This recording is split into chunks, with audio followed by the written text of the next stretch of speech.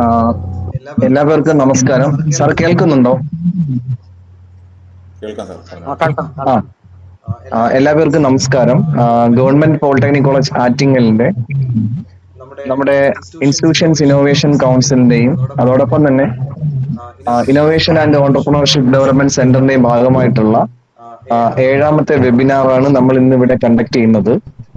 നമ്മുടെ ഇന്നത്തെ resource person doctor Abhiru VM, lecturer in mechanical engineering, government polytechnic college Chelakkara.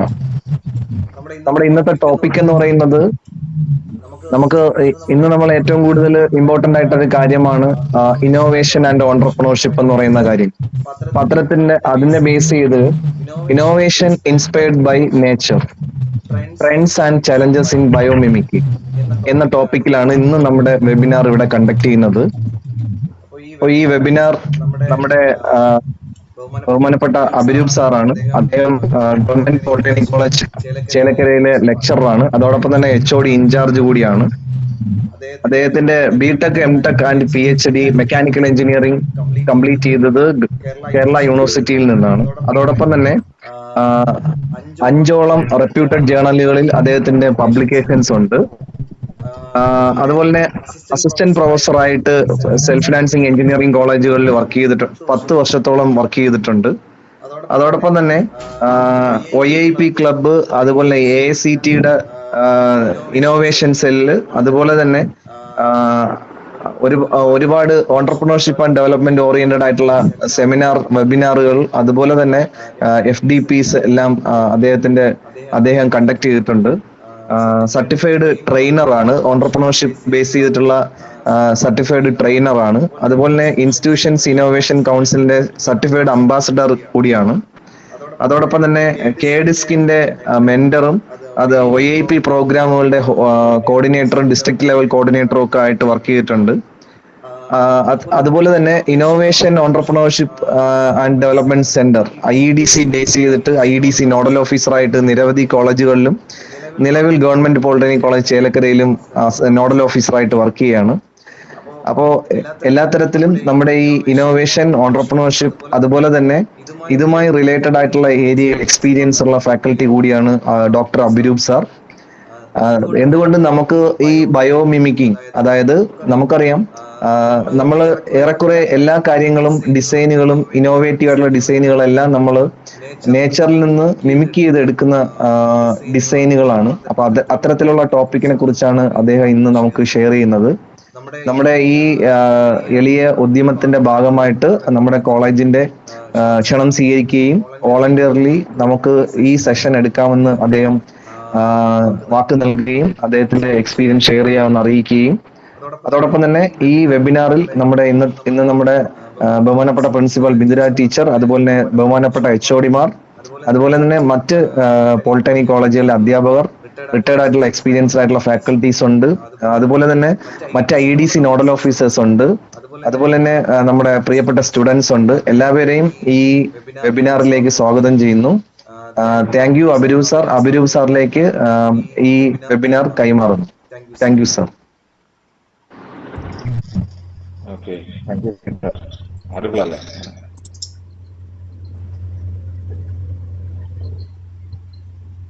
Audible ആണല്ലോ അല്ലേ?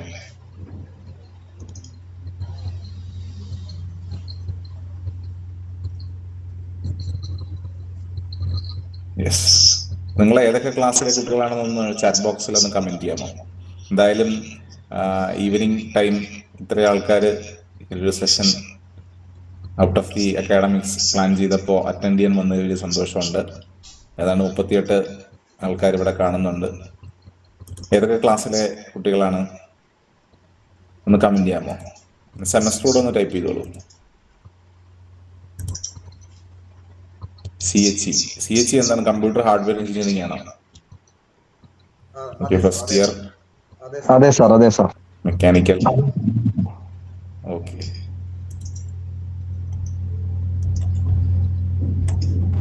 രാഹുൽ സാറുണ്ട്, രാഹുൽ രാജീവ് സാറുണ്ടല്ലോ, ഗ്രൂപ്പിൽ കാണുന്നുണ്ട്. ഉണ്ട് സാറേ, ഉണ്ട്. ഓക്കെ, S5 ഉണ്ട്. എനിവേ ഫസ്റ്റ് ഇയേഴ്സ് ഒക്കെ ഉണ്ട്, S3 ഉണ്ട്. Okay, okay, thank you. അപ്പോൾ അധികം സമയമെടുക്കാതെ തന്നെ ടോപ്പിക്കിലേക്ക് ഞാൻ കിടക്കാം. ആഫ്റ്റർ ദാറ്റ് വേണമെങ്കിൽ നമുക്ക് ഇന്ററാക്ട് ചെയ്യാം.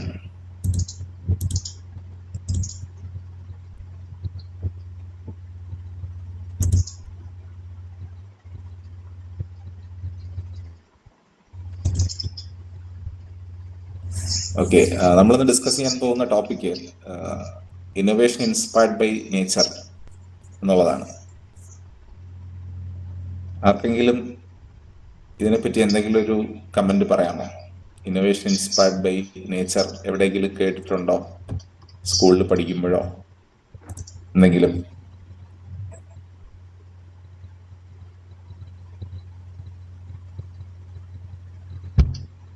കമന്റ് ചെയ്താലും മതിയാവും. സാറേ, നമ്മുടെ എയ്റോപ്ലെയിൻ പക്ഷികളുടെ ഡിസൈൻ.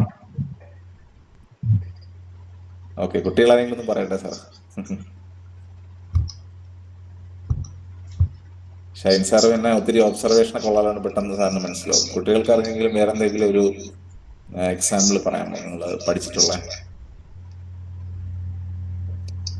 ചാറ്റ് ബോക്സിൽ കമന്റ് ചെയ്താലും മതിയാവും.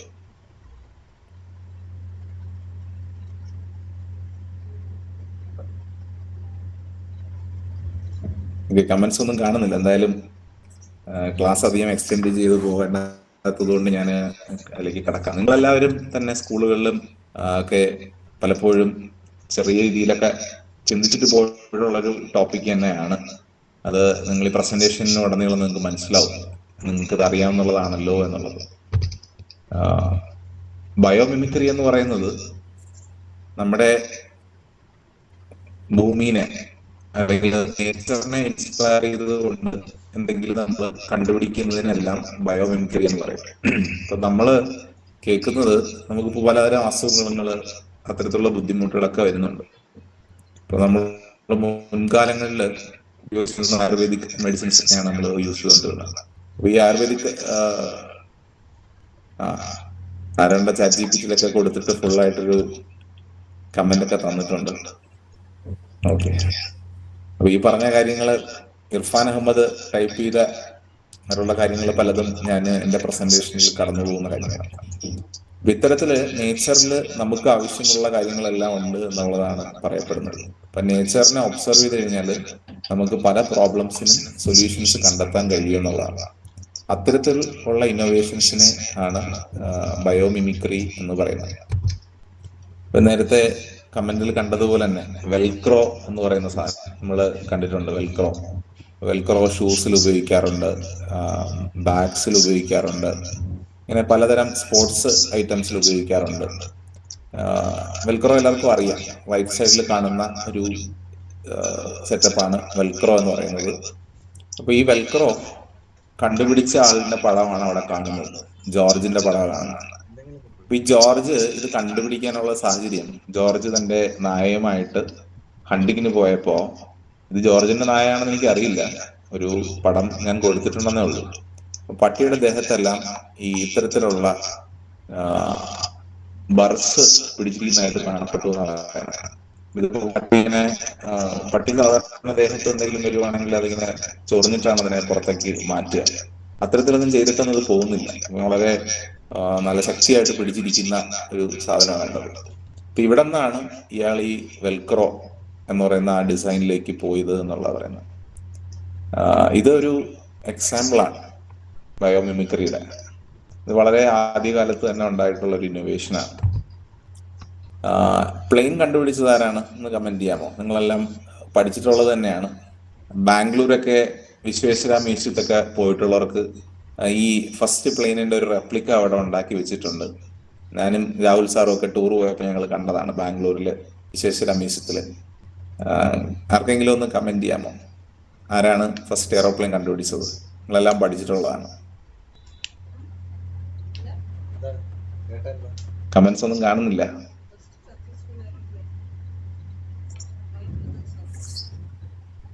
Yes, Devanandan comment, Wright brothers. തീർച്ചയായിട്ടും റൈറ്റ് ബ്രദേഴ്സ് തന്നെയാണ് ആദ്യം പ്ലെയിൻ കണ്ടുപിടിച്ചത്. ഓർവില്ലെ വിൽബർ എന്ന് പറയുന്ന രണ്ട് ആൾക്കാരാണ് 1903 ഇത് കണ്ടുപിടിച്ചു. അപ്പൊ അവർ കണ്ടുപിടിച്ച ആ പ്ലെയിനിന്റെ പുറത്താണ് അവർ ഇരിക്കുന്നത്. നിങ്ങൾ ബാംഗ്ലൂർ ടൂർ പോവുകയാണെങ്കിൽ വിശ്വേശ്വര മെസ്സിൽ പോയി കഴിഞ്ഞാൽ ഇത്തരത്തിലുള്ള ഇവര് നിർമ്മിച്ചതിന്റെ ഒരു മോഡൽ അവിടെ പ്രദർശിപ്പിച്ചിട്ടുണ്ട്. പക്ഷേ നമുക്കറിയാം ഈ ഫ്ലൈറ്റ് എന്ന് പറയുന്നത്, നമ്മൾ നേരത്തെ ഷൈൻ സാർ പറഞ്ഞതുപോലെ, നമ്മളെപ്പോഴും കാണുമ്പോൾ പറക്കുന്ന സാധനം എന്ന് പറയുന്നത് എന്താണ്? ഒരു പക്ഷിയാണ് പറക്കുന്നത്. ഈ പക്ഷിയെ പോലെ പറക്കാനായിട്ടാണ് മനുഷ്യൻ ശരിക്കും വിമാനം കണ്ടുപിടിച്ചത്. പുരാണങ്ങളിൽ പുഷ്പക വിമാനം എന്നൊക്കെ പറയും. അപ്പൊ ഇവരിത് കണ്ടുപിടിച്ചപ്പോ ഈ പക്ഷിയിൽ നിന്നും ഒരു കോറിലേഷൻ ഉണ്ടാവണം. അപ്പൊ അതിനു വേണ്ടിയിട്ട് ഈ റൈറ്റ് ബ്രദേഴ്സ് ഈ പക്ഷിനെ ഒബ്സർവ് ചെയ്തില്ല. പക്ഷെ ഇവര് ശരിക്കും ആ പക്ഷിയുടെ ഒരു പോക്കും വരവും ഒക്കെ വേറൊരാളിൽ നിന്നും ശരിക്കും കടമെടുത്തൊരു സാധനമാണ്. ഈ ഒരു പിക്ചർ നിങ്ങൾ കണ്ടിട്ടുണ്ടാവും ഇല്ലേ? മൊണാലിസ പലയിടത്തും കണ്ടിട്ടുണ്ടാവും. നമ്മള് ഷോപ്സിലൊക്കെ പോയാലും വാങ്ങി കിട്ടുന്ന വേൾഡിൽ തന്നെ ഫേമസ് ആയിട്ടുള്ള ലിയോണാർഡോ ഡാ വിൻസി വരച്ച ഒരു ചിത്രമായിട്ടാണ് ഇതിനെ പറയുന്നത്. നമുക്ക് എല്ലാവർക്കും അറിയാവുന്നതാണ്, പടങ്ങളൊക്കെ വരയ്ക്കുന്നവർക്കും ഇതൊക്കെ ഒബ്സർവ് ചെയ്യുന്നവർക്കും അറിയാം. അപ്പൊ ഈ മൊണാലിസയുടെ പടം ഫേമസ് ആയത്, അല്ലെങ്കിൽ ഫേമസ് ആയപ്പോ അതിന്റെ കൂടെ ഈ ഡാവിൻഷിയും ഫേമസ് ആണ്. ഈ ഡാവിൻഷി നമ്മുടെ പ്ലെയിനുമായിട്ട് വളരെ കണക്റ്റഡ് ആയിട്ട് ഒരാളാണ്. പക്ഷെ അത് അധികം പുറം ലോകം ചർച്ച ചെയ്യപ്പെടാത്തൊരു കാര്യമാണ്. ഇയാളാണ് ഡാവിൻചി. ഇയാളാണ് ആ മൊണാലിസയുടെ പടം വാങ്ങിച്ചത്. പക്ഷെ ഈ മൊണാലിസ എല്ലായിടത്തും ഫേമസ് ആയി. പക്ഷെ ഇയാള് നന്നായിട്ട് വരയ്ക്കുന്ന ഒരാളാണ്. ഇയാള് പക്ഷികളുടെ പോക്കും വരവും, അല്ലെങ്കിൽ ഇത് ആകാശത്തൂടെ എങ്ങനെ പറക്കുന്നു എന്നുള്ളതൊക്കെ വളരെ കീനായിട്ട് ഒബ്സർവ് ചെയ്ത് വരുന്ന ആളാണ്. അങ്ങനെ ഒരു ബുക്കില് ഇയാള് പക്ഷിയുടെ മാനുവറിങ് ഒക്കെ വരച്ച് കാണിച്ചു വെച്ചിട്ടുണ്ടായിരുന്നു. പരുന്തൊക്കെ പറക്കുമ്പോൾ നമ്മൾ ശ്രദ്ധിച്ചിട്ടുണ്ട്. പരുന്ത് ഇങ്ങനെ വിങ്സ് അടിക്കാതെ തന്നെ ഇങ്ങനെ മാനുവർ ചെയ്യുന്ന ഈ പക്ഷികൾ ഇങ്ങനെ പറക്കുമ്പോൾ വിൻഡിന്റെ എനർജീനെ, നമ്മൾ പായ്ക്കപ്പലുകളും ഒക്കെ കണ്ടിട്ടുണ്ട്. വിൻഡിന്റെ എനർജീനെ യൂട്ടിലൈസ് ചെയ്തുകൊണ്ടാണ് ഈ പായ്ക്കപ്പലുകൾ സഞ്ചരിക്കുന്നത്. അത്തരത്തിൽ ഈ പക്ഷികൾ വിൻഡിന്റെ എനർജി യൂട്ടിലൈസ് ചെയ്തുകൊണ്ട് ഫ്ലൈ ചെയ്യുന്നുണ്ട്. ആ ആകാശത്തുകൂടി നിങ്ങൾ ഇത് ക്യാപ്ചർ ഒരു സിനിമ കണ്ടിട്ടുണ്ടെങ്കിൽ അറിയാമായിരിക്കും ഈ ആകാശത്തുണ്ടാകുന്ന പ്രോബ്ലംസ്. ഇതിനകത്ത് കാണുക ചൈനീസ് ഫിലിമാണ് ദ ക്യാപ്റ്റൻ. യൂട്യൂബിലുണ്ട്, അതിന്റെ ഇംഗ്ലീഷ് വേർഷൻ ഉണ്ട്. നല്ലൊരു സിനിമയാണ്, എഞ്ചിനീയേഴ്സ് കാണേണ്ട ഒരു സിനിമയാണ്. ഒരു റിയൽ ഇൻസിഡന്റ് ബേസ് ചെയ്തിട്ടാണ്. അപ്പൊ ഈ വിൻഡിന്റെ മോഷനെ പക്ഷികൾ എങ്ങനെയാണ് പ്രയോജനപ്പെടുത്തിയെന്നുള്ളത് ഇയാൾ വരച്ചു വെച്ചിട്ടുണ്ട്, ഫ്ലൈറ്റ് മാനുവറിംഗ്. അപ്പൊ ഈ ഫ്ലൈറ്റ് മാനുവറിംഗും എല്ലാം പക്ഷികളിൽ നിന്നും വരച്ചതിനെ ഉൾക്കൊണ്ടുകൊണ്ടാണ്, ഈ ബുക്കിനെ റെഫർ ചെയ്തുകൊണ്ടാണ് ശരിക്കും നമ്മുടെ റൈറ്റ് ബ്രദേഴ്സ് എയർക്രാഫ്റ്റ് നിർമ്മിച്ചതെന്നാണ് പറയപ്പെടുന്നത്. അപ്പൊ ഇവിടെയും ബയോമിമിക്രിയാണ് അഡോപ്റ്റ് ചെയ്യപ്പെട്ടിരുന്നത് പഴയ കാലത്ത്. STP എന്താണെന്ന് അറിയോ ആർക്കെങ്കിലും? STP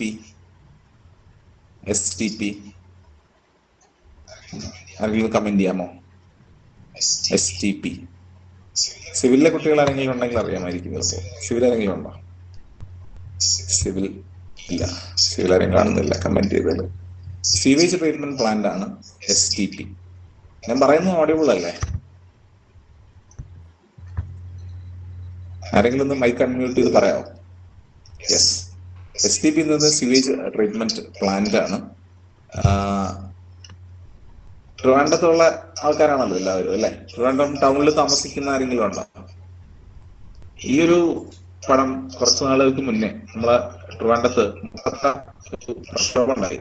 അവിടുത്തെ ജനവാസികളെല്ലാരും കൂടി പ്രക്ഷോഭിക്കുന്ന ഒരു പടം. ഇതെനിക്ക് തോന്നുന്നു ഹിന്ദു ആണോ ഇന്ത്യൻ എക്സ്പ്രസ് ആണോ ഏതാണെന്ന് ഓർമ്മയില്ല. ഒരു ഓൺലൈൻ പ്ലാറ്റ്ഫോമിൽ ഞാൻ എടുത്ത ഒരു ഫോട്ടോയാണ്. 14 ജനുവരി 2025. ഇപ്പൊ ട്രിവാൻഡ്രത്തെ സംബന്ധിച്ചോളം, ട്രിവാൻഡ്രത്തെ സീവേജ് മാലിന്യം കംപ്ലീറ്റ് എയർപോർട്ടിനടുത്തുള്ള മുട്ടത്തറ സീവേജ് ട്രീറ്റ്മെന്റ് പ്ലാന്റിലേക്ക് പോവാണ്. അപ്പോൾ അത് ലാർജ് എമൗണ്ട് പോകുമ്പോൾ എന്ത് സംഭവിക്കും? ഈ സീവേജിന്റെ ഒരു പ്രശ്നം എന്താ? സ്മെല്ലല്ലേ, ഭയങ്കര സ്മെല്ല് വരും. നല്ല രീതിയിൽ സീവേജ് പോയി കഴിഞ്ഞാൽ നമുക്ക് അപ്പുറത്തെ ആളുടെ വീട്ടിലെ സീവേജ് നമ്മുടെ വീട്ടിലേക്ക് ഒഴുകി കഴിഞ്ഞാൽ എന്ത് പറ്റും? മഴയാണെങ്കിലും പ്രശ്നമില്ല, നമ്മളത് അറിയത്തില്ല. കാരണം ലാർജ് എമൗണ്ട് ഓഫ് വാട്ടറിൽ ഡൈല്യൂട്ട് ചെയ്ത് പോകുമ്പോൾ നമ്മൾ ശ്രദ്ധിക്കത്തില്ല. പക്ഷെ വേനൽക്കാലത്തൊക്കെ സീവേജ് പൊട്ടി ഒഴുകി കഴിഞ്ഞാൽ നമുക്ക് പെട്ടെന്ന് ഇത് മനസ്സിലാവും. അപ്പൊ സീവേജ് ട്രീറ്റ്മെന്റ് പ്ലാന്റ് വരുമ്പോൾ എന്തായിരിക്കും അവസ്ഥ? അവിടെ ഈ കാറ്റടിക്കുമ്പോൾ അതിന്റെ സമീപത്തുള്ള ആൾക്കാർക്കൊക്കെ നല്ല സ്മെൽ വരേണ്ട സാധ്യതയുണ്ട്. അത്തരത്തിലൊരു പ്രക്ഷോഭമാണ് ഈ കാണുന്നത്. ഈ സീവേജ് എല്ലായിടത്തും ഒരു പ്രശ്നമാണ്. ഇപ്പോൾ ഫ്ലാറ്റുകൾ വരുമ്പോഴാണെങ്കിലും, കടകള്, വീടുകളിലാണെങ്കിലും ഇപ്പോൾ ഓടയിലേക്കും ഫ്രഷ് വാട്ടറിലേക്കും ഒക്കെ സീവേജ് കടത്തിവിടുന്ന ഒരു സിറ്റുവേഷനാണ് ഉണ്ടായിക്കൊണ്ടിരിക്കുന്നത്. ഇത് ഇത്തരത്തിലൊരു പ്ലാന്റാണ് സാധാരണ ഓപ്പറേറ്റ് ചെയ്യുന്നത്. ഇത് തുറന്നിരിക്കുന്ന ഒരു പ്ലാന്റാണ്. തുറന്നിരിക്കുമ്പോൾ എന്താ പ്രശ്നം വരിക? സീവേജിൽ നമുക്ക് ഗ്യാസ് ഉൽപ്പാദിപ്പിക്കാൻ പറ്റുന്നില്ലേ? അല്ലേ? അത് നിങ്ങൾക്കറിയാലോ. ബയോഗ്യാസ് പ്ലാന്റ് നമ്മുടെ പശുവിന്റെ ചാണകത്തിൽ നിന്നൊക്കെ എടുക്കുന്നത് പോലെ മനുഷ്യ വേസ്റ്റിൽ നിന്നും വേണമെങ്കിൽ ബയോഗ്യാസ് ഉണ്ടാക്കാൻ പറ്റും. അപ്പോൾ ഇത്തരത്തിൽ കാണുന്ന ഓപ്പൺ ആയിട്ടുള്ള സീവേജ് ട്രീറ്റ്മെന്റ് പ്ലാന്റിൽ നല്ല സ്മെല്ല് വരും. അതിന് കാരണം ഞാൻ പറയാം. അപ്പോ അരുൺ കുമാർ എന്നൊരാള് IT സ്പെഷ്യലിസ്റ്റ് ആണ്. ഇയാള് ബാംഗ്ലൂർ താമസിക്കുന്ന ഒരാളായിരുന്നു. ബാംഗ്ലൂർ ഭയങ്കര തിക്ലി പോപ്പുലർ ആണ്. ഇന്ത്യയിലെ തന്നെ IT ഹബ് ബാംഗ്ലൂരാണ്. അപ്പൊ അത്തരത്തിൽ ബാംഗ്ലൂര് ഇങ്ങനെ ക്രൗഡായിട്ട് താമസിച്ചു തുടങ്ങിയപ്പോ വേസ്റ്റ് വാട്ടറെല്ലാം ലേക്കിലേക്കൊക്കെ പോകാൻ തുടങ്ങി. ഇപ്പോൾ സമീപം ഭയങ്കരമായിട്ട് ഈ സീവേജിന്റെ പ്രോബ്ലം അഭിമുഖീകരിക്കേണ്ടി വന്നു. ഇയാളുടെ ഫ്ലാറ്റിൽ നിന്നും ഇയാളൊരു ഫ്ലാറ്റിൽ താമസിക്കുകയായിരുന്നു. അപ്പൊ അവിടെ ഈ ഒരു പ്രോബ്ലം വന്നു.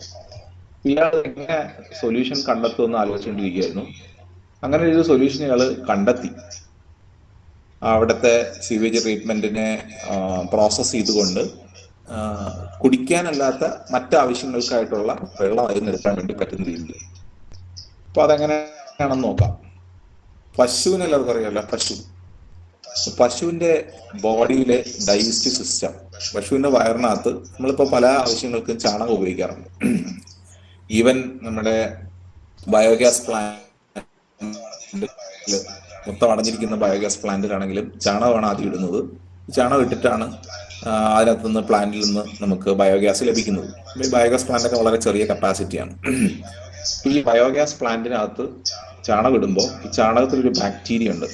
അതിന് അനിറോബിക് ബാക്ടീരിയ എന്ന് പറയും. അത് വെള്ളത്തിന്റെ ആവശ്യമില്ല, വായുവിന്റെ ആവശ്യമില്ല ബാക്ടീരിയ പ്രവർത്തിക്കാനായിട്ട്. അത്തരത്തിൽ ഉള്ളൊരു സിസ്റ്റമാണ് പശുവിന്റെ വയറിനകത്ത് സംഭവിക്കുന്നത്. ഒരു 4 മൾട്ടിപ്പിൾ ചേമ്പേഴ്സ് ഉള്ള ഒരു സിസ്റ്റമാണ്, ഡൈജസ്റ്റീവ് സിസ്റ്റമാണ് ഈ പശുവിനുള്ള. ഇയാള് ഈ പശുവിന്റെ ഇതേ സിസ്റ്റം ഉപയോഗിച്ചുണ്ട്. ഇത് വായു ആവശ്യമില്ലാത്ത ബാക്ടീരിയ ആയതുകൊണ്ട് തന്നെ സ്മെൽ ഉണ്ടാകത്തില്ല. ഫുൾ തുറന്നു വയ്ക്കേണ്ട ആവശ്യമില്ല. പക്ഷെ സാധാരണ ട്രീറ്റ്മെന്റ് പ്ലാന്റിലെല്ലാം ഈ ബാക്ടീരിയക്ക് വായുവും കൂടെ ആവശ്യമുണ്ട്, ഓക്സിജൻ ആവശ്യമുണ്ട്. ഓക്സിജൻ ഉണ്ടെങ്കിൽ ഈ ബാക്ടീരിയ ചത്തുപോകും. അപ്പോൾ ഈ പശുവിന്റെ വയറിനകത്തെ ബാക്ടീരിയക്ക് വായു ആവശ്യമില്ല. അപ്പൊ നമ്മുടെ പ്ലാന്റ് ക്ലോസ്ഡ് പ്ലാന്റ് ആയിട്ട് ഉപയോഗിക്കാൻ പറ്റും. അത്തരത്തിലാണ് ഈ സിസ്റ്റം വർക്ക് ചെയ്യുന്നത്. ഇതുകൊണ്ട് പുള്ളി ഒരു പ്ലാന്റ് ഡിസൈൻ ചെയ്തു. അത് BBC റിപ്പോർട്ട് ചെയ്തിട്ടുണ്ട്. ഞാൻ ആ പ്ലാന്റിന്റെ വീഡിയോ കാണിക്കാം. ഓഡിയോ ചിലപ്പോൾ കിട്ടില്ല, നോക്കാം.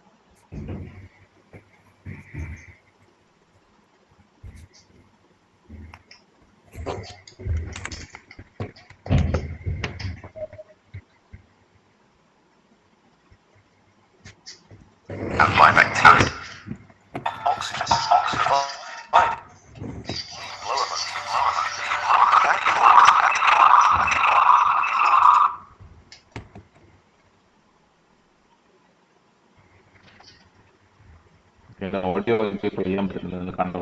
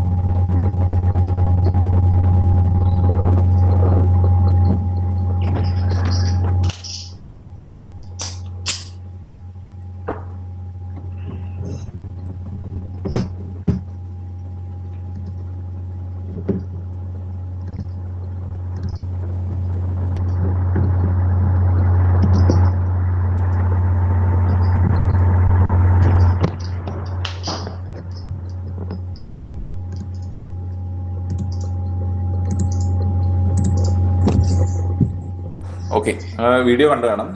അപ്പോൾ അതിൽ BBC റിപ്പോർട്ട് ചെയ്തൊരു ന്യൂസാണ്. ഇദ്ദേഹം ഈ IT പ്രൊഫഷനൊക്കെ വേണ്ടിയിട്ട് ഇത്തരത്തിലൊരു സിസ്റ്റം STPയുടെ സ്പെഷ്യലിസ്റ്റ് ആയിട്ട് വർക്ക് ചെയ്യുകയാണ്. Most sustainable sewage treatment plant ഡെവലപ്പറായിട്ട് തിരഞ്ഞെടുത്തു 2022.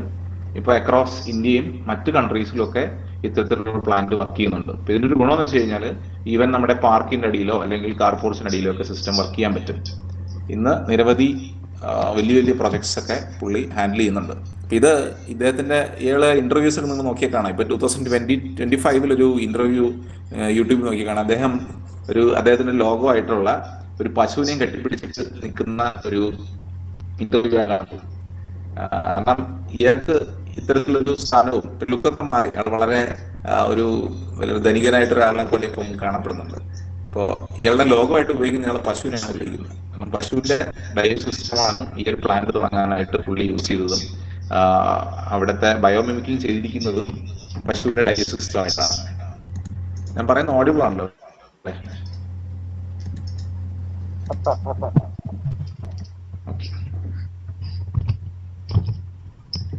ഇത് പലതരത്തിൽ ഇൻഫോ പാർക്ക് തൃശ്ശൂരിന്റെ ഒരു പിക്ചറാണ് കാണുന്നത്. ഈ ഇത്തരത്തിലുള്ള ബിൽഡിങ്സ് നമ്മൾ സ്ഥിരം കാണാറുണ്ട് അല്ലേ? എന്താ പ്രോബ്ലം ഈ ബിൽഡിങ്ങിന്റെ? നമ്മളെ കേരളത്തിൽ ഇത്തരത്തിലൊരു ബിൽഡിങ്ങിന്റെ പ്രോബ്ലം എന്താ? ആരെങ്കിലും പറയൂ. കാണാൻ നല്ല ഭംഗിയാണ്, എന്തായിരിക്കും പ്രശ്നം?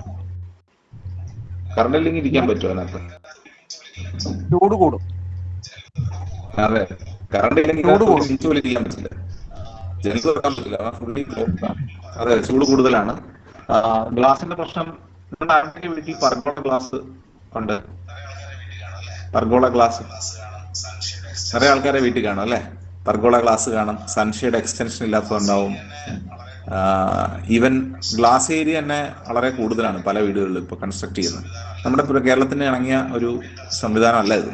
ഇതൊരു യൂറോപ്യൻ കൾച്ചറിൽ നിന്ന് വന്ന സാധനമാണ്. അവിടെ തണുപ്പുള്ള സ്ഥലമാണ്, അപ്പോൾ അവിടെ അവർക്ക് ചൂടാണ് ആവശ്യം. അതിനകത്ത് നമുക്ക് നേരെ തിരിച്ചാണ്. പക്ഷെ നമ്മൾ കാണാൻ ഭംഗിക്ക് വേണ്ടി ഇത്തരത്തിലുള്ള കാര്യങ്ങൾ യൂസ് ചെയ്യുന്നുണ്ട്. ഇത് ഓവർകം ചെയ്യാൻ വേണ്ടി നമ്മൾ AC യൂസ് ചെയ്യുന്നുണ്ട്. ബട്ട് ട്രിവാൻഡ്രത്ത് കഴക്കൂട്ടം ഏരിയയിൽ നോക്കിക്കഴിഞ്ഞാൽ ലോക്കലി പല സ്ഥലത്തും ടെക്നോ പാർക്കിന്റെ മേഖലയിൽ ടെമ്പറേച്ചർ 2 to 3 degrees എലിവേറ്റഡ് ആണെന്നാണ് പറയുന്നത്. അതിന് കാരണം എന്താ? 2-3 degree Celsius Kazhakkoottam Technopark മേഖലയിൽ കൂടുതലായിരിക്കും. എന്താ കാരണം? ഇതിന്റെ ഉള്ളിൽ AC വർക്ക് ചെയ്യേണ്ട കൂടുതൽ.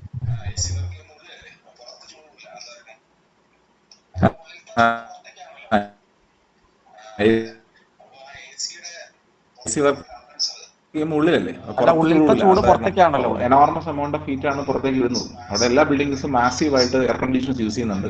അതുകൊണ്ട് തന്നെ അവിടെ പലപ്പോഴും ചിലപ്പോൾ മഴ പെയ്യാതിരിക്കുകയൊക്കെ ചെയ്യുന്നുണ്ട് ലോക്കലി. സാധാരണ ഒരു ജില്ലയിലൊക്കെ മഴ പെയ്യും. ഒരു കുഞ്ഞ് ഏരിയയിൽ തന്നെ ക്ലൈമറ്റ് ചേഞ്ച് ഉണ്ടാവുന്നുണ്ടെന്നാണ് ഇടയ്ക്ക് പഠനങ്ങൾ റിപ്പോർട്ട് ചെയ്തിട്ടുള്ളത്. ഇത് വലിയ പാരിസ്ഥിതിക പ്രശ്നങ്ങൾ ഉണ്ടാക്കുന്ന ഒരു സംവിധാനമാണ്. ഇതിനെ ഓവർകം ചെയ്യാനായിട്ടൊരു സിസ്റ്റം ഡെവലപ്പ് ചെയ്തിട്ടുണ്ട്. ഫാലൻസ് ഫക്കീഴ്സ് എന്നിട്ട് ഒരു പ്രൊട്ടക്റ്റീവ് ഷീൽഡാണത്. ബിൽഡിങ്ങിനെ പുറത്ത് നമുക്ക് ശ്രദ്ധിച്ച് നോക്കി കാണാം.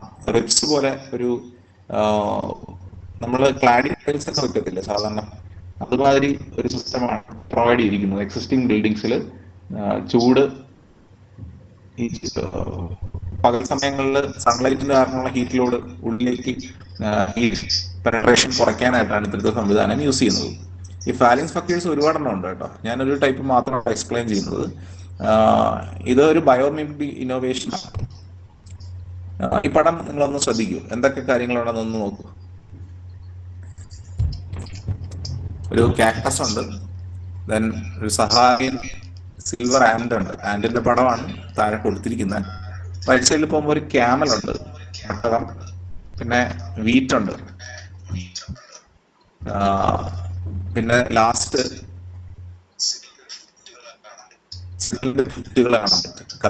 ടെർമൈറ്റ്സ് എന്ന് പറഞ്ഞിട്ട് ഇത്രയും കാര്യങ്ങളിലുള്ള കുറെ ഫ്യൂച്ചേഴ്സ് കടമെടുത്തുകൊണ്ടാണ് ഈ ഫാലിൻസ് ഫക്കീർ ഡിസൈൻ ചെയ്തിരിക്കുന്നത്. അപ്പൊ അതിനകത്ത് ഫസ്റ്റ് ഇപ്പോൾ ഏറ്റവും ഔട്ടർ മോസ്റ്റ് ലെയറാണ് ആദ്യം കാണുന്നത്. ഈ ഔട്ടർ മോസ്റ്റ് ലെയറിൽ തേയിലത്തോട്ടത്തിൽ നിങ്ങൾ കണ്ടിട്ടുണ്ടോ? ഈ തേയിലത്തോട്ടത്തിൽ ഇടക്കിടയ്ക്ക് കുറ്റിമരങ്ങൾ വെച്ച് പിടിപ്പിച്ചിട്ടുണ്ടാവും. ആർക്കെങ്കിലും അറിയാമോ അതിന്റെ കാരണം എന്താന്ന്? തേയിലത്തോട്ടത്തിൽ ഷെയ്ഡ് അത് ഷെയ്ഡ് ഷെയ്ഡ് വേണ്ടിയിട്ടാണ്. കിട്ടാൻ അതായത് വേണ്ടിയാണ്. ഈ ഷെയ്ഡ് കിട്ടാൻ വേണ്ടിയിട്ടാണ് അത് വെച്ച് പിടിപ്പിച്ചിരിക്കുന്നത്. അതുമാതിരി ഈ കാക്ടസ് പ്ലാന്റിന്റെ ശരീര പ്രകൃതി, മേളിൽ കാണുന്ന കാക്ടസ് പ്ലാന്റിന്റെ ശരീര പ്രകൃതി, അവരങ്ങോട്ടും ഇങ്ങോട്ടും തണൽ കൊടുക്കും. ഇപ്പോൾ ഇതിന്റെ ശരീരം കൊണ്ട് തന്നെ അമ്മ കുഞ്ഞിന് പ്രൊട്ടക്ഷൻ കൊടുക്കുന്നത് പോലെ അതിൻ്റെ ഉള്ളിലെ വെള്ളത്തിനെ സുരക്ഷിതപ്പെടുത്താനായിട്ട് ഇതിൻ്റെ സ്ട്രക്ചർ അങ്ങനെയാണ്. അപ്പം സെൽഫായിട്ട് തണൽ കൊടുക്കുന്ന ഒരു സംവിധാനമാണ് ആ കാക്ടസ് പ്ലാന്റിന്റെ ശരീരമുള്ളത്. അപ്പൊ അതുപോലത്തെ ഒരു സ്ട്രക്ചറാണ് ഈ ഔട്ടർ ഷെല്ലിന് ഇവർ ഡിസൈൻ ചെയ്യുന്നത്. ഇനി സഹാരൻ സിൽവർ ആൻഡിന്റെ ദേഹം നോക്കിക്കഴിഞ്ഞാൽ ഭയങ്കര മിനുസമുള്ളതായിരിക്കും.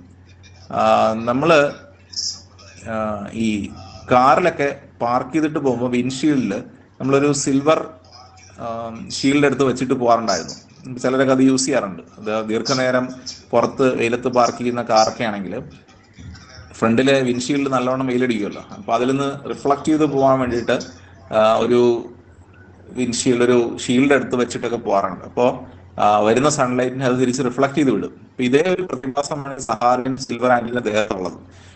അതും ഈ ഇത്തരത്തിലൊരു കോട്ടിങ്ങും കൂടി ഈ പുറത്തുള്ള കവറിങ്ങിനും കൊടുത്തിട്ടുണ്ട്. ഇനി അടുത്ത ഇന്നർ ലെയർ ആണെങ്കിൽ ഈ ഒട്ടകത്തിനൊരു പ്രത്യേകത ഉണ്ടെന്നാണ് പറയുന്നത്. ഒട്ടകം ജീവിക്കുന്നത് മരുഭൂമിയിലാണ്. മരുഭൂമിയിൽ വെള്ളത്തിന്റെ അളവ് വളരെ കുറവാണ്.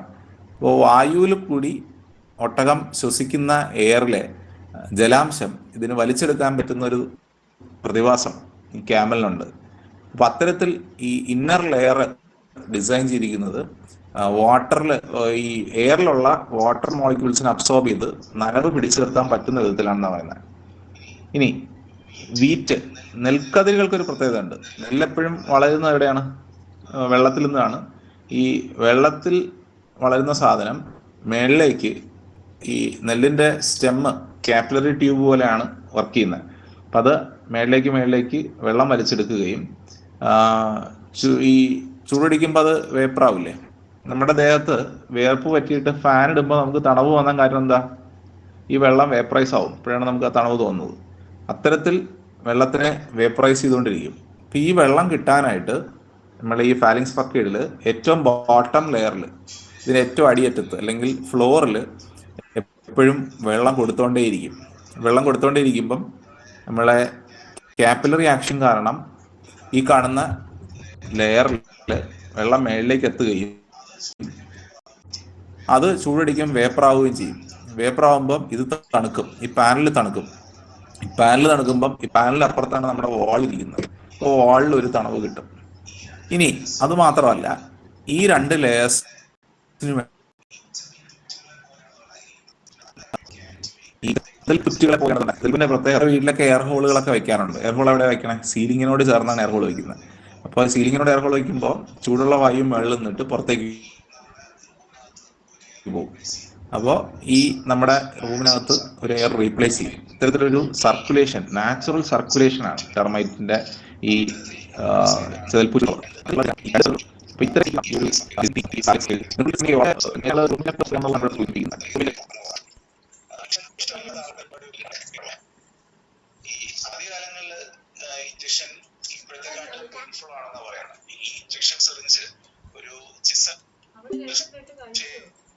നിങ്ങൾ കാർബൺ സെക്ഷനിൽ പോകുമ്പോൾ കാണാം, ചിസൽ ഷേപ്ഡ് ആയിട്ടുള്ള ഒരു സിറിഞ്ചാണ് നമ്മൾ യൂസ് ചെയ്യുന്നത്. ഈ ചിസൽ ഷേപ്പ് വന്നത് ഈ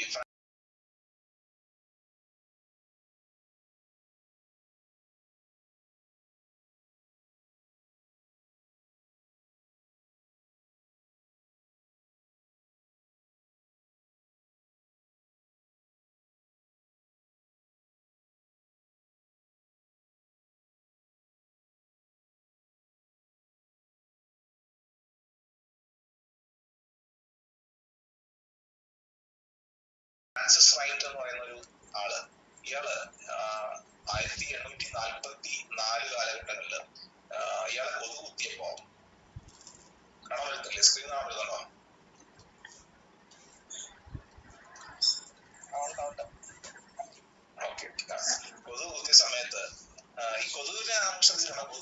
കുറച്ച് കഴിയുമ്പോൾ നമുക്ക് ആ ഒരു വേദന മനസ്സിലാവുള്ളൂ. അദ്ദേഹത്തേക്ക് ഇമേഴ്സ് ചെയ്ത് കഴിഞ്ഞിരിക്കും. ഇമേഴ്സിങ് വളരെ സ്മൂത്ത് ആണ്. ചില നഴ്സുമാരൊക്കെ കുത്തി കഴിഞ്ഞാൽ നമ്മൾ അറിയത്തേ ശ്രദ്ധിച്ചിട്ടുണ്ടാവും. അവർ ഭയങ്കര എക്സ്പീരിയൻസ്ഡ് ആയിരിക്കും. ചില ആൾക്കാരാണെങ്കിൽ ശരിക്കും ആടെ അടിച്ച് തരുന്നുള്ള വേദനിക്കുകയും ചെയ്യും. അപ്പൊ ഇതിനൊരു ആംഗിൾ ഒക്കെ ഉണ്ട്. ഇത് കുത്തി അകത്തേക്ക് കയറ്റാനുള്ള ഒരു ആംഗിൾ കുത്തി കഴിഞ്ഞാൽ നമുക്ക് അധികം വേദന ഉണ്ടാവില്ല. അപ്പൊ ഈ കൊതുക് ഭയങ്കര എക്സ്പെർട്ട് ആണ്. ഇപ്പൊ കൊതുകിന്റെ ഈ സൂചിയിൽ നിന്ന് ഇൻസ്പയർഡ് ആണ് ചെയ്തത്. പക്ഷെ അവിടെ കൊണ്ട് നിന്നില്ല. നിങ്ങൾ ഇപ്പോ ഈ സാധനം സെർച്ച് ചെയ്ത് കഴിഞ്ഞാൽ ഈ കൊതുകിനെ പറ്റി കൂടുതൽ പഠനങ്ങൾ നടക്കുകയും ഈ ഒരു വേദന പോലും ഇല്ലാത്ത രീതിയിൽ നമുക്ക് ഇഞ്ചക്ഷൻ എടുക്കാൻ പറ്റും എന്നുള്ളതാണ് പറയുന്നത്. അപ്പൊ അവര് പഠിച്ചപ്പോ മനസ്സിലായത് ഈ കൊതുക് നമ്മളെ കുത്തിപ്പിടിക്കുമ്പോൾ ആദ്യം നമ്മളൊന്ന് മയക്കും എന്ന് പറയുന്നത് ഒരു നമ്പിങ് ഏജന്റ് ഉണ്ട്. നമ്മളൊന്ന് മയക്കാനായിട്ട് ഒരു സാധനം ആദ്യം പതുക്കെ നമ്മളെ ശരീരത്തിലേക്ക് കുത്തും.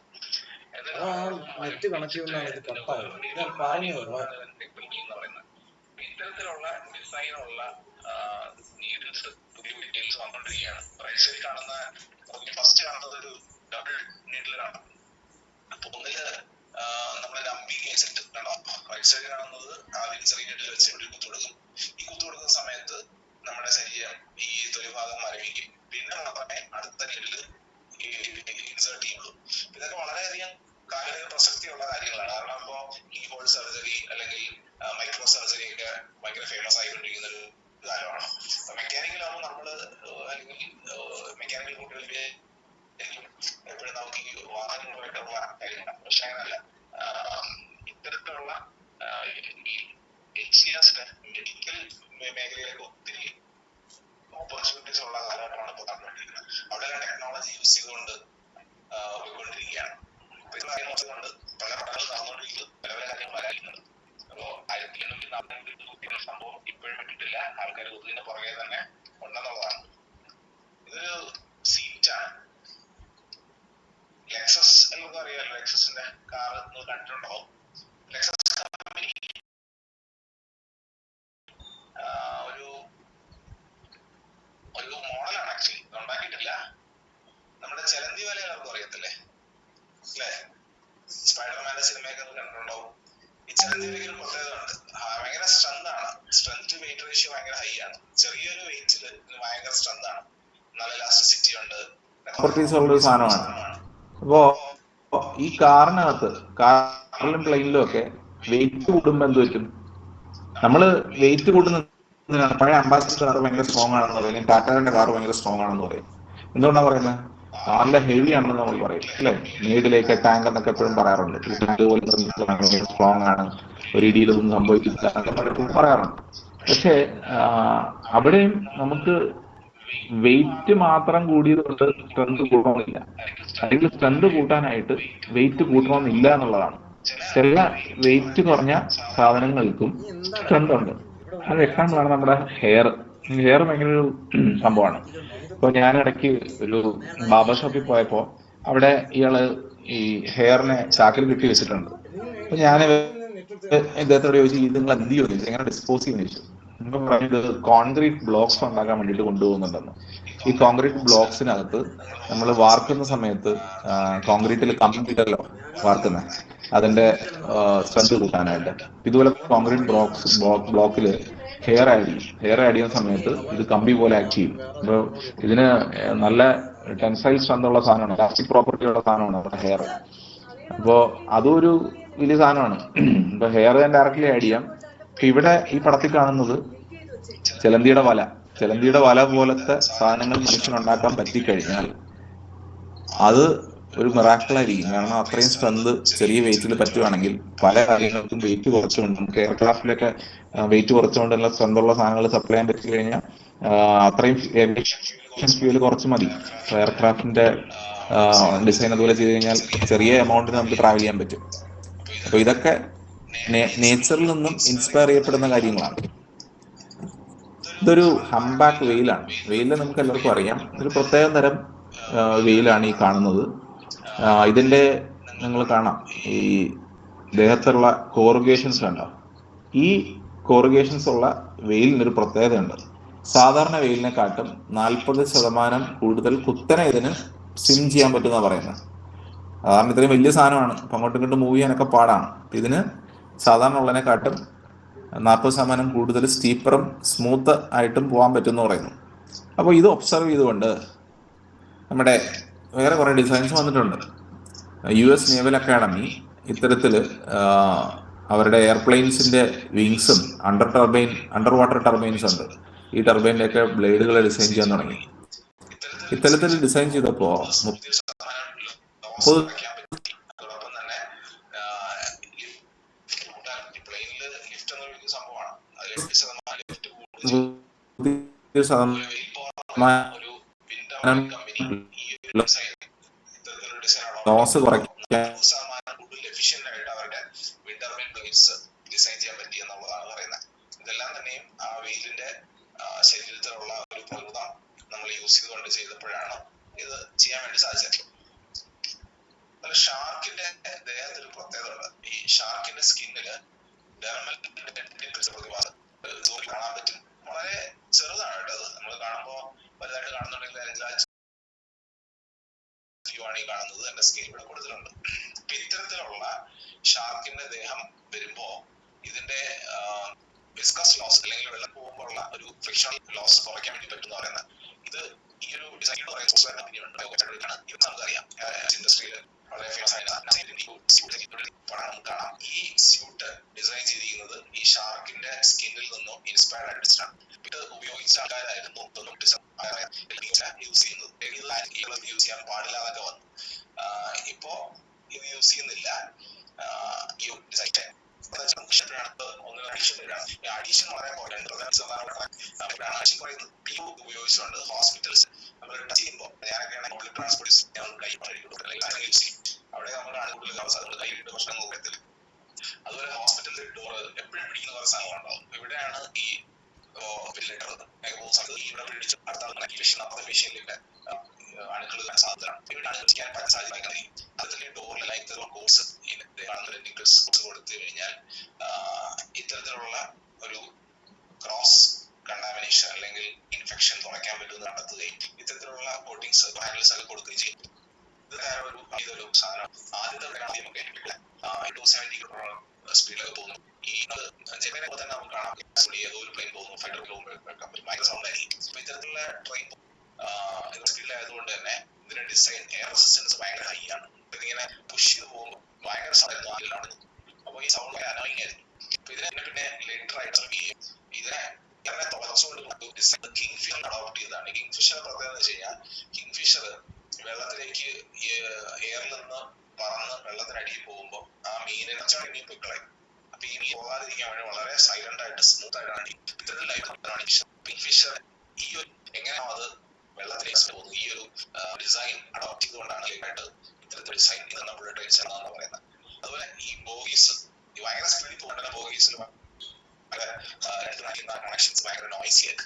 അപ്പൊ അത്തരത്തിൽ ആ ആക്ടേഴ്സിന്റെ ഔളിൽ എങ്ങനെയാണ് ചിറകടിക്കുമ്പോൾ ഉണ്ടാവില്ലെന്ന് അവിടെ നിന്ന് ഉപയോഗിച്ചു. അതുപോലെ പെൻഗിന്റെ ബെല്ലീസ് കൊണ്ട് അത് മൂവ് ചെയ്യുന്ന അങ്ങനെ അത് മാനുവർ ചെയ്യുമ്പോഴും വളരെ സ്മൂത്ത് ആയിട്ട് അതിന് പോകാൻ പറ്റുന്നു. ഇത്തരത്തിൽ ഇങ്ങനെ പെൻഗിന്റെയും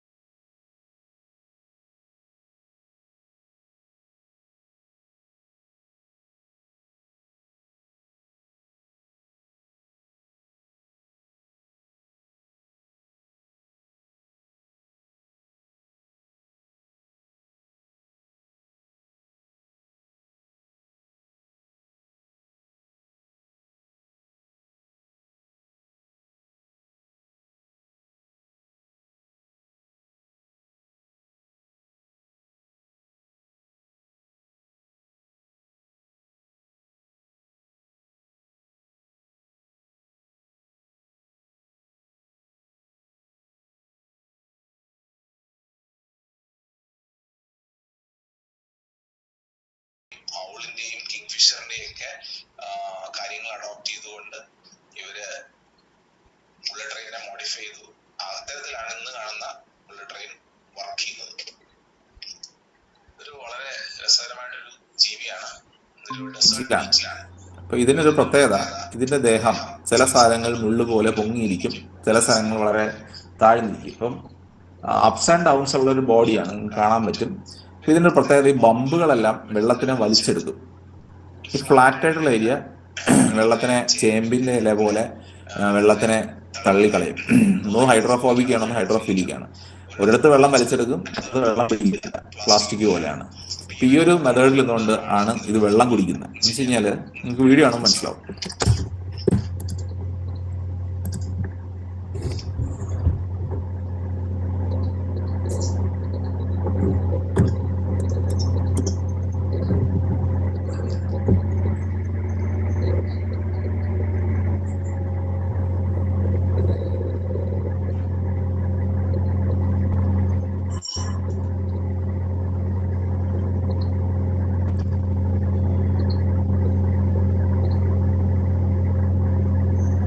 ഇതിലിപ്പോ ദേഹത്ത് മോയ്സ്ചറുള്ള കാറ്റടിക്കുമ്പോൾ അതിന്റെ ബംസിലെല്ലാം വെള്ളം വന്ന് കളക്ട് ആവും. ആ കളക്ട് ആവുന്ന വാട്ടർ അതിന്റെ ദേഹത്തൂടെ ഒഴുകി നേരെ അതിന്റെ മൗത്തിലേക്ക് എത്തും. അങ്ങനെയാണ് വെള്ളം കുടിക്കുന്നത്. ഡെസേർട്ട് റീജിയൻസിൽ കാണപ്പെടുന്ന ഒരു ജീവിയാണ്. ഇത്തരത്തിൽ ഈ ഒരു വെള്ളമില്ലാത്ത സ്ഥലങ്ങളിൽ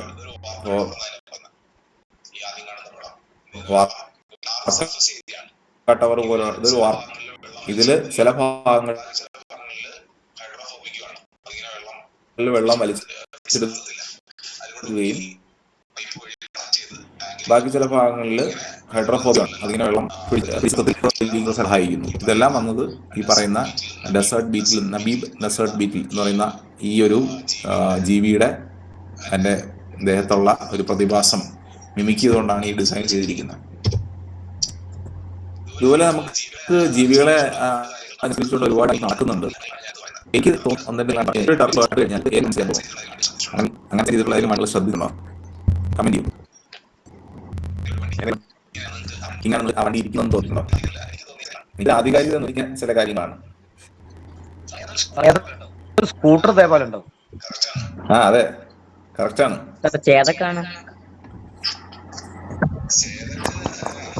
ചേതക്ക് കുറച്ചുകൂടെ അടുത്ത് വരും. ഫസീനോ കറക്റ്റാണ്. എനിക്ക് തോന്നിയത് ഫസീനോ ആട്ടാ.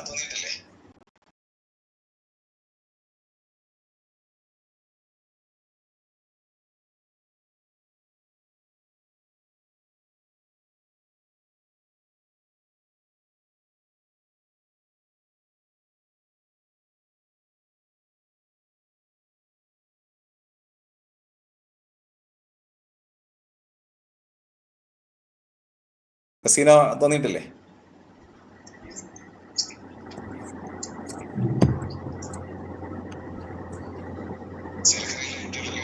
ചേലക്കരയിലെ കുട്ടികളൊക്കെ ഉണ്ട് കുറച്ച് പേരിനകത്ത്. ചേലക്കരയിലെ കുട്ടികൾക്ക് ഞാൻ ഒരിക്കൽ ഇത് പറഞ്ഞു കൊടുത്തിട്ടുണ്ട്, അവർ ആൻസർ ചെയ്യണ്ട.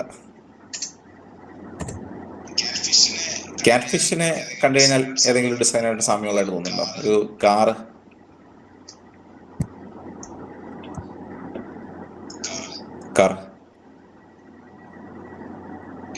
എനിവൺ?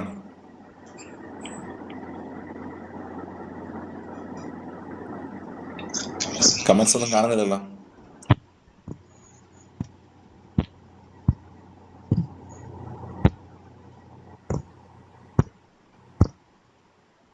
താറ് അല്ല, ഇപ്പം പഞ്ചാണ്. ഇതിനെക്കാട്ടും കുറച്ചുകൂടെ നമുക്കൊരു സാമ്യം വരുന്നത് ഹുണ്ടായുടെ വെർണയുടെ ഡിസൈൻ നോക്കിയാൽ കാണാം. വളരെ ഒരു കനം കുറഞ്ഞിട്ട് തിന്നായിട്ടൊരു സ്ട്രിപ്പാണ് അങ്ങനെ ഫ്രണ്ടിൽ കൊടുത്തിരിക്കുന്നത്. അപ്പം അതൊക്കെ ഒരു ഈ ഫിഷിൻ്റെ ഒക്കെ ഒരു ഡിസൈനാണ്. അപ്പം ഈ രണ്ട് ഡിസൈൻസും ഇത് തന്നെയാണോ എന്ന് എനിക്ക് പറയാൻ കഴിയില്ല. പക്ഷേ പല ലാൻഡ് അല്ലെങ്കിൽ വാട്ടർ ക്രീച്ചേഴ്സ് അല്ലെങ്കിൽ ജീവികളിൽ നിന്നൊക്കെ ഉൾക്കൊണ്ടുകൊണ്ടാണ് ഈ വണ്ടികൾ മാത്രമല്ല നമ്മൾ കാണുന്ന പല കാര്യങ്ങളും അത് ഇൻസ്പയർഡ് ആയിട്ടാണ് ഡിസൈൻ ചെയ്യുന്നത്. അതിൻ്റെ ഹെഡ്ലൈറ്റ് ആണെങ്കിലും ഒക്കെ. കാരണം ഒരു വണ്ടിയിൽ നിന്ന് വ്യത്യസ്തമായിട്ടായിരിക്കണം വേറൊരു വണ്ടി ഉണ്ടാക്കേണ്ടത്, അല്ലെങ്കിൽ ഒരു ബാഗ് തന്നെ ആണെങ്കിലും എന്താണെങ്കിലും. അപ്പോൾ അവിടെ എല്ലാം ഒരു നാച്ചുറൽ എലമെന്റ് കൊണ്ടുവരാനായിട്ട് പലരും ശ്രമിക്കാറുണ്ട്. അപ്പോൾ അവർ ഒബ്സർവ് ചെയ്യുക ചെയ്യുന്നത് ഡിസൈനേഴ്സ്. ഈ നേച്ചറിനെ ഒബ്സർവ് ചെയ്ത് നമുക്ക് പല കാര്യങ്ങളും ഡിസൈൻ ചെയ്യാൻ വേണ്ടി പറ്റും. അതെല്ലാം സസ്റ്റൈനബിളും ആയിരിക്കും. അപ്പോൾ നിങ്ങൾ ഒബ്സർവ് ചെയ്യുക, നിങ്ങൾക്കും ഒരുപാട് പ്രോബ്ലംസിൻ്റെ സൊല്യൂഷൻസ് കിട്ടും. നിങ്ങളെല്ലാവരും പല പല ഡിസൈനേഴ്സ് ആയിട്ടൊക്കെ ആയിരിക്കും പോകാൻ പോകുന്നത്. ഒരിടത്ത് ജോലി കിട്ടുന്ന സമയത്ത് നിങ്ങൾക്കൊരു സ്ഥാനക്കയറ്റമോ അല്ലെങ്കിൽ നിങ്ങൾ വേറിട്ട് പെർഫോം ചെയ്യണമെങ്കിൽ നിങ്ങൾ ഒബ്സർവ് ചെയ്യുന്ന ആൾക്കാരായെങ്കിൽ മാത്രമേ ചെയ്യാൻ കഴിയുള്ളൂ. അപ്പോൾ ബയോമിമിക്കിന് വലിയ റോളുണ്ട്. ഇത്തരത്തിലുള്ള കാര്യങ്ങൾ കുറേ കാര്യങ്ങൾ മനസ്സിലാക്കി നമുക്ക് ശ്രദ്ധിക്കാൻ പറ്റും. ഇപ്പോൾ ശ്രദ്ധിച്ചു കഴിയുമ്പോഴാണ് കൂടുതൽ കൂടുതൽ കാര്യങ്ങൾക്ക് പ്രൊജക്റ്റായിട്ടും മിനി പ്രൊജക്റ്റ് പ്രൊജക്റ്റൊക്കെ ആയിട്ട് ആവശ്യമുള്ള കാര്യങ്ങളൊക്കെ നേച്ചറിൽ തന്നെ ഉണ്ട് എന്നുള്ളത് മാത്രം പറഞ്ഞുകൊണ്ട് നിർത്തുവാണ്. ഇത്തരത്തിലൊരു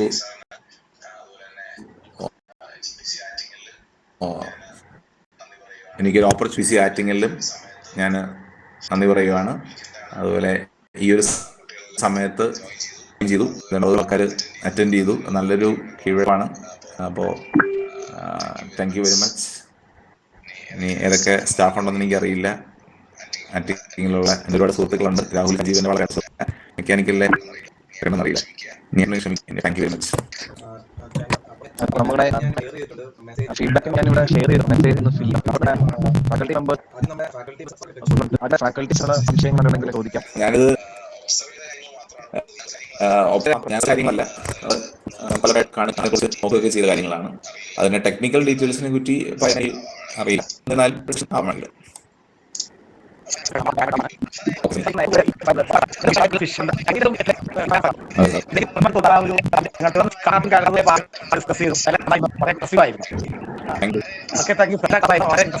ഇതോട് മറ്റു കൂടി വരുന്നുണ്ട്.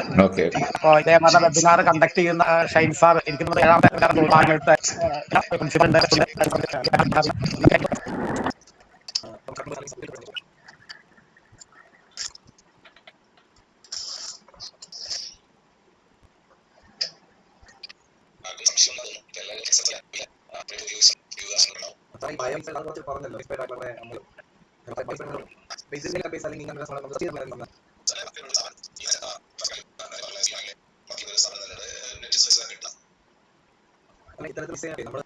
ഇങ്ങനെയുള്ള സംഭവം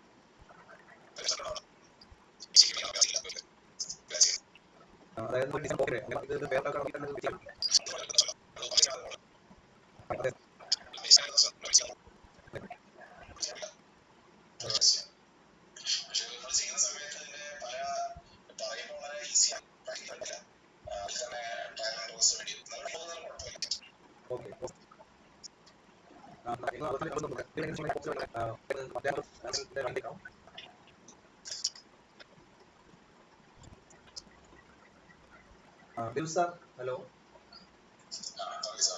സാറേ, നമ്മുടെ വൈൻഡപ്പ് സെഷനിലേക്ക് നമുക്ക് വൈൻഡപ്പ് ചെയ്താലോ?